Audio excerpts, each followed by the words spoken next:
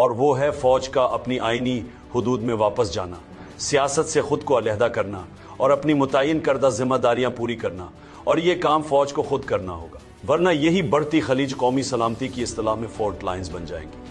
میں اپنی ذات کے لیے کوئی ڈیل یا اپنی جماعت کے لیے کسی سے کوئی رعایت نہیں مانگ رہا۔ بطور سابق وزیر اعظم اور محب وطن پاکستانی، مجھے صرف اپنی فوج کی ساکھ کی بحالی اور وطن عزیز کا مفاد مقصود ہے۔ اس امر کے باوجود کہ فوج دہشت گردی کے خلاف جنگ لڑ رہی ہے اور روزانہ شہادتیں ہو رہی ہیں، اسٹیبلشمنٹ کی پالیسیوں کے باعث عوام اور فوج کے درمیان ہم آہنگی نہیں ہے۔ میں ISPR سے کہتا ہوں کہ جھوٹا بیانیہ نہ دیا کریں۔ بار بار یہ کہنا کہ فوج سیاست میں مداخلت نہیں کرتی قوم کی عقل کی توہین ہے۔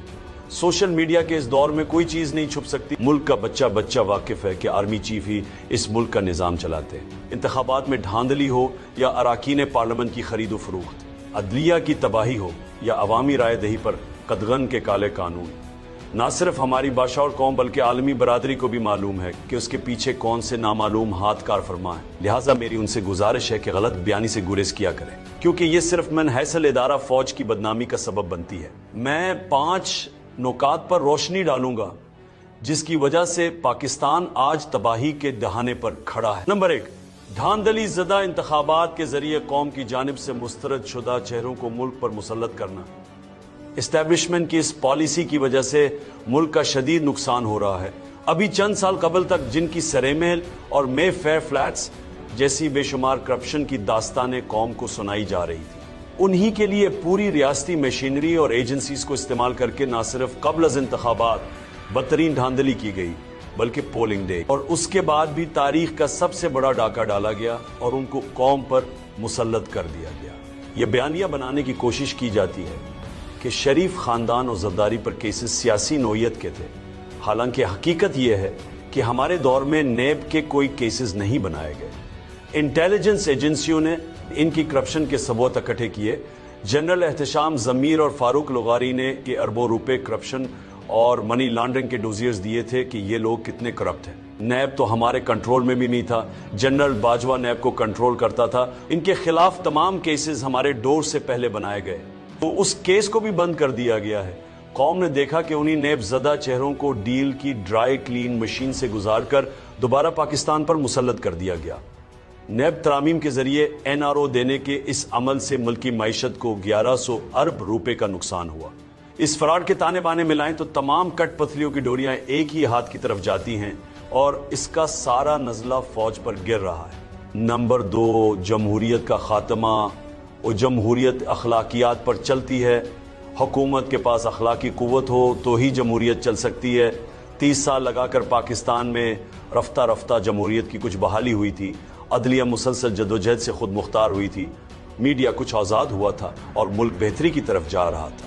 لیکن پہلے سازش سے ہماری حکومت کو ہٹایا گیا، پھر نہ صرف ایک جعلی حکومت کو مسلط کیا گیا بلکہ ان کو دوبارہ ملک پر مسلط کرنے کے لیے آئین توڑا گیا، انتخابات ملتوی کیے گئے، الیکشن سے پہلے ہر حربہ آزمایا گیا، قاضی فائز عیسیٰ کے ذریعے ہمارا نشان چھینا گیا، ہمارے ترجیحی امیدواروں کو میدان سے ہٹوایا گیا، حتیٰ کہ الیکشن کمپین تک نہیں کرنے دی گئی۔ یہ سب کرنے کے باوجود جب الیکشن میں پاکستانی عوام نے ہمیں 2/3 سے بھی زیادہ نشستوں پر کامیاب کیا تو فارم 47 کے ذریعے رزلٹ تبدیل کر کے صرف 17 سیٹیں جیتنے والی پارٹی کو ملک پر مسلط کر دیا۔ اور اس انتخابی فراڈ کو چھپائے رکھنے کے لیے اور تحریک انصاف کو کچلنے کی کوشش میں جمہوریت کو مکمل طور پر پاؤں تلے رون دیا گیا ہے۔ الیکشن آڈٹ کے خود مختار ادارے پتن کی رپورٹ اس سلسلے میں سب کی آنکھیں کھولنے کے لیے کافی ہے کہ کیسے اس ملک میں جمہوریت کا نقصان کر کے دھاندلی کے 64 نئے طریقے اپنائے گئے، میڈیا پر بدترین قدغنیں لگا کر اور انسانی حقوق کو پامال کر کے جمہوریت کے تمام ستونوں کو برباد کر دیا گیا ہے۔ لوگوں کو ان کے نمائندگان چننے کا حق نہیں ہے۔ الغرض جمہوریت کے تمام بنیادی ستون بشمول خود مختار عدلیہ، حق آزادی رائے، آزاد میڈیا اور انسانی حقوق ختم کر دیے گئے۔ اس سب کے پیچھے بنیادی طور پر تحریک انصاف کو کچلنے اور الیکشن ڈاکے پر پردہ ڈالنے کی کبھی کوشش کار فرما ہے۔ نمبر 3، ترجیحات کی غلط سمت۔ وہ ساری دنیا آگے کی جانب سفر کرتی ہے مگر ہم مخالف سمت میں گامزن ہیں۔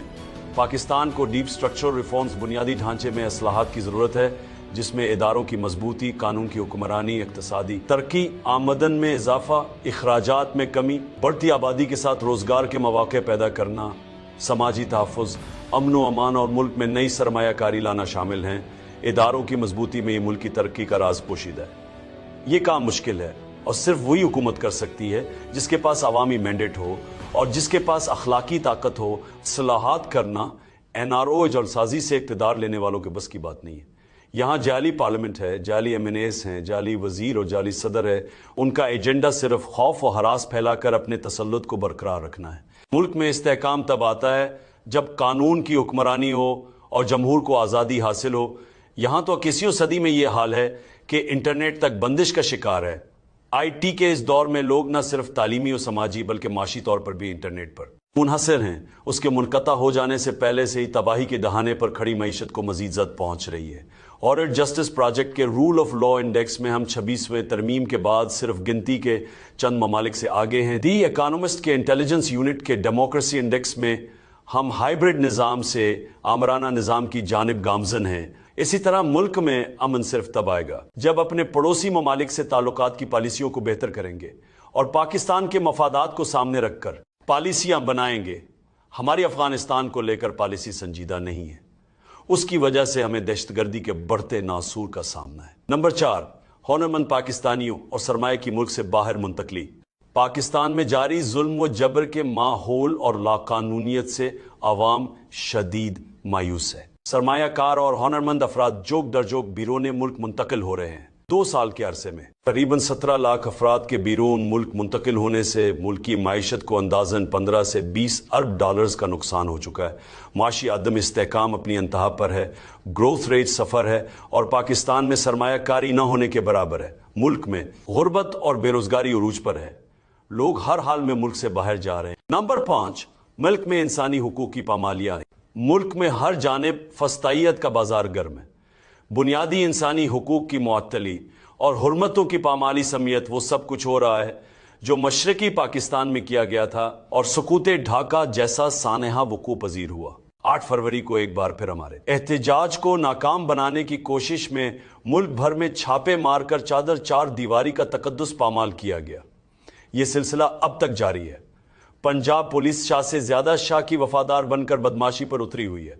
वजीराबाद में पुलिस ने हमारे एक कारकुन का जनाजा तक नहीं पड़ने दिया। 9 मई और 26 नवंबर जैसे सानेहात में रियासत की जानिब से की जाने वाली इंसानी हुकूक की संगीन पामालियों पर भी कोई एक्शन नहीं होता तो इस मुल्क में किसी को इंसाफ मिलना मुमकिन नहीं है। 9 मई और 26 नवंबर को हमारे नहते जमहूरियत पस कारकुनान पर जुल्म व तशद्दुद की इंतहा कर दी गई। पुरामन शहरियों पर सीधी गोलियां चलाकर शहीद किया गया। सियासी इंतकाम की आड़ में 3 साल में 1 लाख से जायद मरतबा शहरियों के घरों पर छापे मारे गए। हमारे 20,000 से जायद वर्कर्स और सपोर्टर्स को गिरफ्तार किया गया और सैकड़ों को अगवा करके तशद्दुद का निशाना बनाया गया। हजारों बेगुनाह लोगों को कई माह झूठे केसेस में जेलों में रखा गया। लोगों से सियासत करने का हक छीना गया। सिविलियंस को मिलिट्री हिरासत में देकर तशद्दुद का निशाना बनाया गया। बलूचिस्तान में जो इंसानी हुकूक का हाल था अब पूरा मुल्क उसकी लपेट में है। मेरे केसेस के लिए पॉकेट जज भर्ती किए जा रहे हैं। मेरे वकला को जेल ट्रायल में जाने नहीं दिया जाता और सहाफ़ियों को भी अपनी मन मर्जी से अंदर भेजा जाता है। ये सब इस वजह से है क्योंकि पाकिस्तान में 26वें आईनी तरमीम के बाद निज़ाम अदल का मुकम्मल तौर पर जनाजा निकल चुका है और जिसकी लाठी उसकी बैंस का कानून चल रहा है। लोगों से जीने का हक छीना जा रहा है। इस दलदल से जब तक पाकिस्तान को नहीं निकाला जाएगा तब तक मुल्क आगे नहीं बढ़ेगा। जब बाला निकात पर गौर व खौज और उनकी रोशनी में एस्टेब्लिशमेंट का अपनी पॉलिसियों को फौरी तब्दीली करना वक्त की जरूरत है ताकि बतौर इदारा फौज की बदनामी का अमल रोक सके। मुल्क की खजाना लूट कर बैरून मुल्क घेर लगाने वाली अशराफिया का क्या है? वो तो अगली परवाज से मुल्क से निकल जाते हैं। पूरा निज़ाम और इसकी तवानाइयाँ इस ठोली को बचाने पर सर्व करने की बजाय अपनी तरजीहात दुरुस्त करने और इन 24 करोड़ पाकिस्तानियों का सोचने की जरूरत है जिनका जीना मरना पाकिस्तान में है। ज़ाती मफादात से बालातर होकर और अपनी गलतियों से सीख कर तमाम इक़दामात और पॉलिसीज़ को आइन और कानून के दायरे में लाना पाकिस्तान की बका और तरक्की का वाहिद रास्ता है। सियासी और माशी इस्तेहकाम और मुल्की सलामती के लिए नागुज़ीर है फ़ौज और आवाम के दरमियान खलीज कम हो और उस बढ़ती खलीज को कम करने की सिर्फ एक ही सूरत है और वो है फ़ौज का अपनी आइनी हुदूद में वापस जाना, सियासत से ख़ुद को अलहदा करना और अपनी मुतय्यन करदा जिम्मेदारियाँ पूरी करना। और ये काम फ़ौज को खुद करना होगा वरना यही बढ़ती खलीज कौमी सलामती की इस्तिलाह में फॉल्ट लाइन्स बन जाएंगी।